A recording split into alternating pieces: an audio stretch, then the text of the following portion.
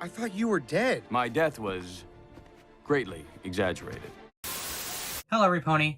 My name is Hawk Nightwing, the most unapologetic defender of G5 you'll ever meet, and I never thought I would be doing one of these review videos ever again. Before today, I thought it was all over.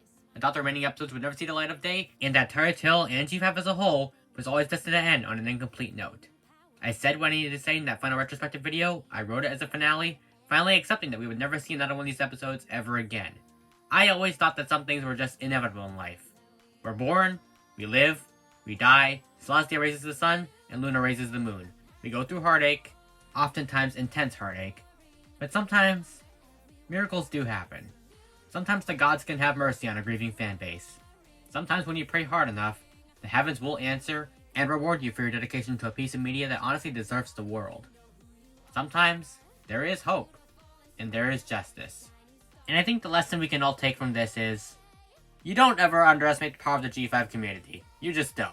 You can knock us down once, or many times in fact, but you can't knock us out of the game forever. We will always spring back stronger than ever, and we will find ways to make our dreams come true.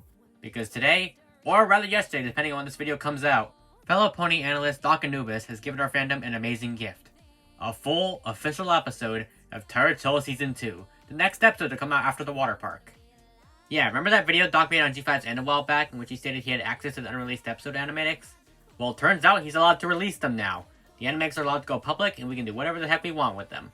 And you know what that means? We're back, baby! Oh yeah, we are so back! My Turret Hill review series is back, and it is back with a vengeance. And this isn't the end of the leaks either, as Doc apparently plans to release more. Oh my goodness, I am so happy. This was kind of the best outcome we could have gotten in this dark time. Even though these episodes were never completed, they still exist. And if what I'm hearing is true, we're eventually going to see the rest of Turret Hill Season 2, specials and all. So I guess G5 technically isn't dead after all, huh? This is going to be a fun year. The G5 fandom lives on. Suck it, Hasbro. Now with this news, I know what you're thinking. No, our Turret Hill revival is not cancelled. We're still in the process of hiring and casting people, and have also extended the audition deadline to November 15th rather than the 10th. We still have our own plans for this amazing series that will take it to spectacular heights, and I am in no way scrapping everything that my incredible team wrote just because of this leak. Consider it two for the price of one. You got the official animatics, and you got our fully animated revival. 2 Turret Hill shows to look back on. I'll get into what roles are still open near the end of the video in case you guys still want to sign on. But now's not the time for that. Now's the time to dive straight on in. Fair warning, there will be spoilers, so if you have not watched the leaked episode already, then please do so before watching the video. I uploaded a copy of it onto my Abercrombie Studios channel as a test. The link will be in the description and pinned comment. Without further ado, this is my review of Turret Hill Season 2, Episode 24, Got to Trot!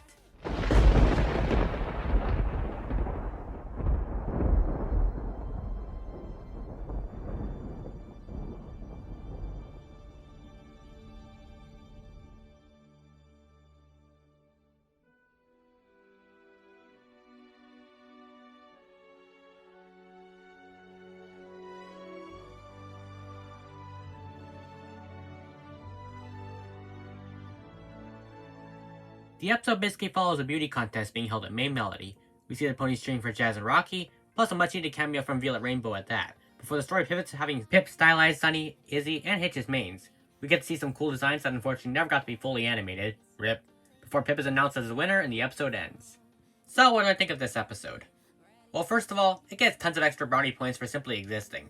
That's the main takeaway I want you all to have, and I'm just grateful we even got to see it at all. But with that being said, I thought the episode was just kinda okay.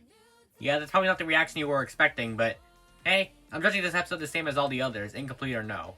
And like I briefly alluded to in my retrospective video, Turret Hill the series definitely did have a bit of a consistency problem. And that's sadly no exception here. Speaking strictly from a story standpoint, since the gorgeous animation is basically non-existent, this was a bit standard fare, which is a bit disappointing. The episode is fine, but it's also a bit predictable, especially around the ending portion. I called Pip's win from a mile away because of course she was gonna win. Pip is basically the queen of style, and the show like to put her in the spotlight a lot. And that really isn't a bad thing. I just think, hey, maybe give Jazz a chance or something. Maybe have them work together as a team. Say maybe during the episode, Jazz and Pip could have clashed by the different styles. With Pip maybe wanting to go with the Mohawk, and Jazz wanting to go with the Queen Bee, or the other way around. The premise itself was inventive, but the execution just felt a bit too slow and like they dragged at points. Which is the exact opposite vibe you want from a game show premise. I don't know, I just feel like there's a lot you can do with this kind of story, and they chose something rather safe, with a safe outcome. And sadly, there's no lesson associated with this episode either. The contest just happens and there's nothing to be gained from Pip winning. Nothing's just to take away as a character. I can definitely say that there could have been more to this premise, and slight changes would have improved it a lot. But with that being said, there are quite a bit of positives too. First of all, it's the first episode in a long time to finally not take place at the board trot. Thank goodness! I was beginning to miss seeing the other parts of Equestria, even Maritime Bay itself, and it really felt like Hasbro was pushing for this amusement park to become a playset or something, with how much they used it. I get the story purpose and all because heck, we're using it as part of the Allure arc, but I am so glad we finally got a main melody episode for once and took a break from what feels like the main setting post Blocky Walkies. The story, while not great, feels refreshing at the same time as Pip hasn't had her own episode in quite a while, let alone one that took place outside of the board trot. Not to mention, there was some detail on certain shots that was cool to see. It really is a fascinating insight into the production process, seeing how much was completed before the cancellation. There are parts of shots that had fully animated elements. There was even one completed shot at the end. One single shot, that being in the Crystal Tea Room in Bridalwood. I'm honestly curious as to why that was prioritized out of all the frames given. Maybe backgrounds are given higher priority, I don't know. And seeing Violet Rainbow again was just perfect.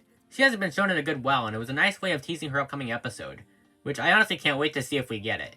It was a short moment, but hey, I love Violet. She's adorable, even in storyboard form. And I can't get enough of that short moment at the end, where Alphabet was playing legit tug-of-war with the Breezies over what seemed like a quilt of some kind. Not only was it pretty funny, it's also cool to see the Breezies again, even just in a short moment. They've definitely been a bit underutilized since making Mark, wouldn't you say? So yeah, a decent little episode. I don't think it's amazing, but it's definitely good on a fundamental level, if you don't mind the series leaning a little too heavily on its own established tropes from time to time. Most importantly, it's an interesting what-if look into the remainder of the series. It definitely gets a major pass for even existing in its current form in the first place, so I can't be too hard on it. We're lucky to have it, and I can't wait to see more. Now all that's left is for some brave soul to actually animate this thing in full. Make it happen, fan animator out there. As of right now, I can say with complete confidence that Tyra Till is back. Kinda. But what do y'all think of this episode? Feel free to let me know in the comments below. As always, if you're thinking of contributing to the project in any way that involves animating or voice acting, then feel free to message me on Discord via DMs. My handle is EverProducer4, and my display name is Hawk Nightwing, same as this channel. If you're looking for roles to audition for, we still have Windy, Dazzlefeather, Dahlia, Elderflower, Onyx, Blaze, Lorraine Alicorn, Blizzard, and Jaime Mila, I hope I'm saying that right, and the Mysterious Voice, as well as singers for our main cast. Still a lot of characters, but hey, nowhere near the level of last time.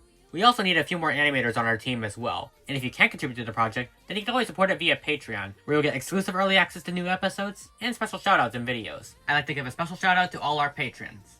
Thank you all for your generous donations. Your support helps us out a ton, and with that being said, this is Hawk Nightwing signing out. Hoof to heart.